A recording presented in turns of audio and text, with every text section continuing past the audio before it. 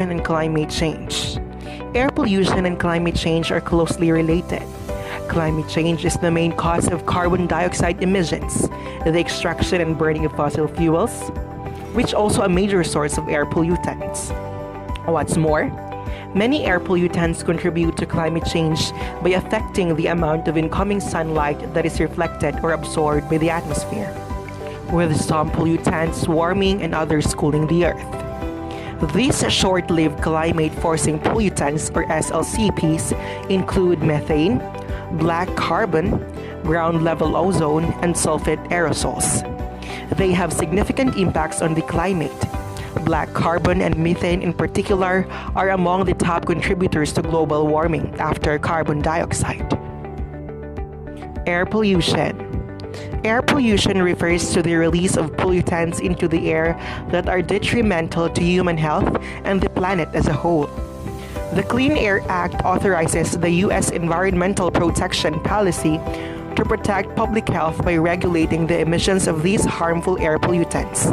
The NRDC has been leading authority on this law since it was established in 1970.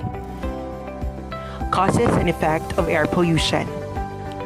Most air pollution comes from energy use and production, says Jan Woke, director of the Clean Air Project, part of the Climate and Clean Energy Program at NRDC.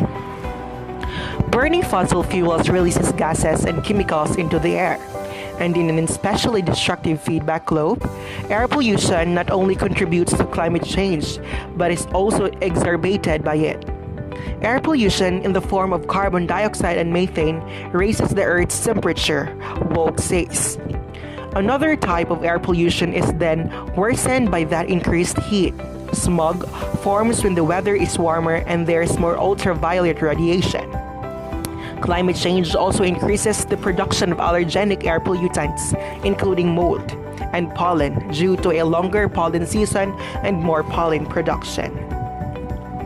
While we've made progress over the last 40 years improving air quality in the US, thanks to the Clean Air Act, climate change will make it harder in the future to meet pollution standards, which are designed to protect health, says Kim Knowlton, Senior Scientist and Deputy Director of the NRDC Science Center. Smog and soot. These two are the most prevailing types of air pollution. Smog, or ground-level ozone, occurs when emissions from combusting fossil fuels react with the sunlight. Soot, or particulate matter, is made up of a tiny particle of chemicals, soil, smoke, dust, or allergens in the form of gas or solids that are carried in the air. The EPA's Plain English Guide to Clean Air Act states, in many parts of the United States, pollution has reduced the distance and clarity of what we see by 70%. The sources of smog and soot are similar. Both come from cars and trucks, factories, power plants, incinerators, engines, and anything that combines fossil fuels such as coal, gas, or natural gas. The tiniest airborne particles is soot. Whether they're in the form of gas or solids, are especially dangerous because they can penetrate the lungs and the bloodstream and worsen bronchitis, lead to heart attacks, and even hasten death. Smog can irritate the eyes and throat and also damage the lungs, especially of people who work or exercise outside. Children and senior citizens. It's even worse for people who have asthma or allergies. These extra pollutants only intensify their symptoms and can trigger asthma attacks. Greenhouse gases. By trapping the Earth's heat in the atmosphere, greenhouse gases lead to a warmer temperatures and all the hallmarks of climate change: rising sea levels, more extreme weather, heat-related deaths, and increasing transmission of infectious disease like Lyme. According to a 2014 EPA study, carbon dioxide was responsible for 81% of the country's total greenhouse gas emissions, and methane made up 11%. Carbon dioxide comes from combusting fossil fuels, and methane comes from natural and industrial sources, including the large amount that are released during oil and gas drilling, Woke says. We emit far larger amounts of carbon dioxide, but methane is significantly more potent, so it's also very destructive. Another class of greenhouse gases, hydrofluorocarbons, are thousands of times more powerful than carbon dioxide in their ability to trap heat. In October 2016, more than 140 countries reached an agreement to reduce the use of these chemicals, which are used in air conditioners and refrigerators, and find greener alternatives over time. David Doniger, Senior Strategic Director of NRDC's Climate and Clean Energy Program, writes, NRDC estimates that the agreed HFC phase down will avoid the equivalent of more than 80 billion tons of carbon dioxide over the next 35 years. How to help reduce air pollution. The less gasoline we burn, the better we're doing to reduce air pollution and harmful effects of climate change. Make good choices about transportation when you can walk, ride a bike, or take public transportation. For driving, choose cars that get better miles per gallon of gas or choose an electric car. You can also investigate your power provider options.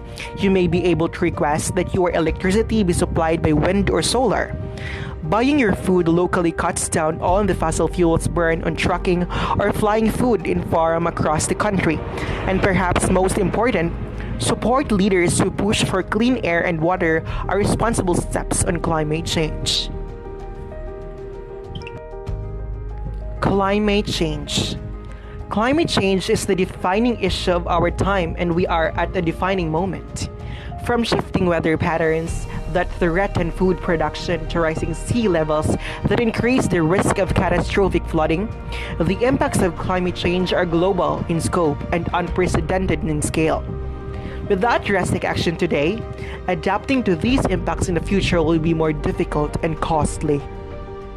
Causes of climate change. Number 1, strength of the sun. Almost all of the energy that affects the climate on Earth originates from the sun.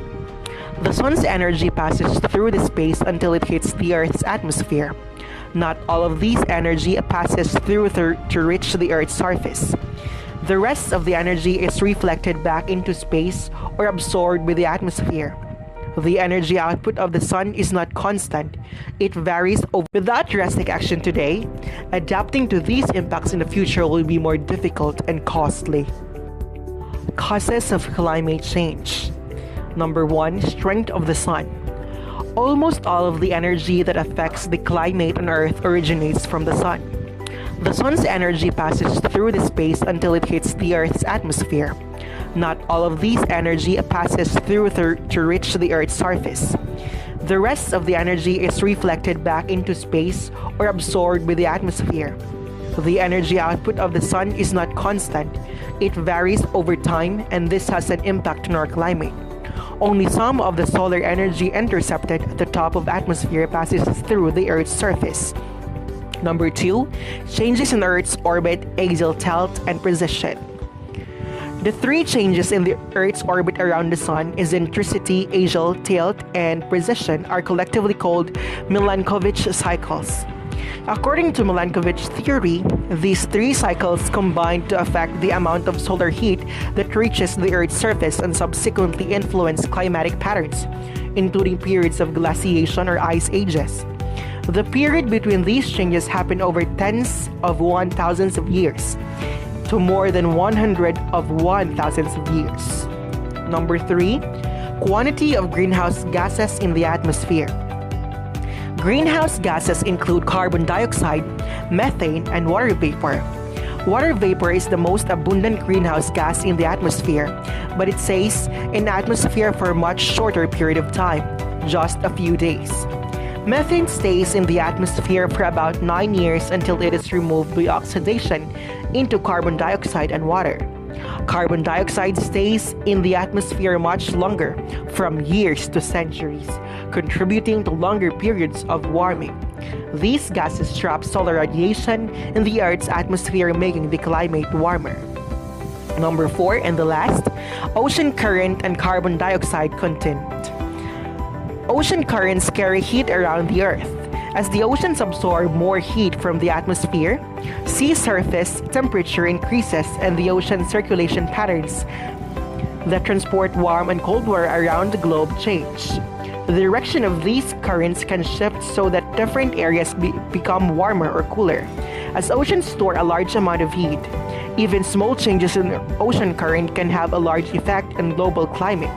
In particular, increases in sea surface temperature can increase the amount of atmospheric water vapor over the oceans, increasing the quantity of greenhouse gas.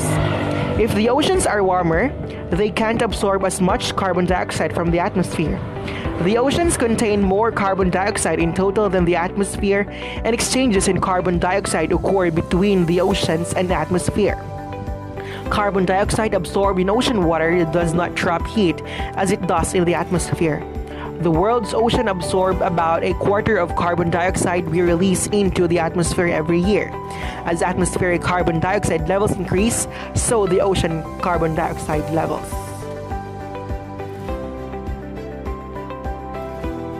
Effect of climate change. Sea levels are rising and oceans are becoming warmer. Longer, more intense drought threatens crops, wildlife, and fresh supplies. From polar bears in the Arctic to marine turtles off the coast of Africa, our planet's diversity of life is at risk from the changing climate. Climate change poses a fundamental threat to the places, species, and people's livelihoods WW works to protect. To adequately address these crises, we must urgently reduce carbon pollution and prepare for the consequences of global warming, which we are already experiencing.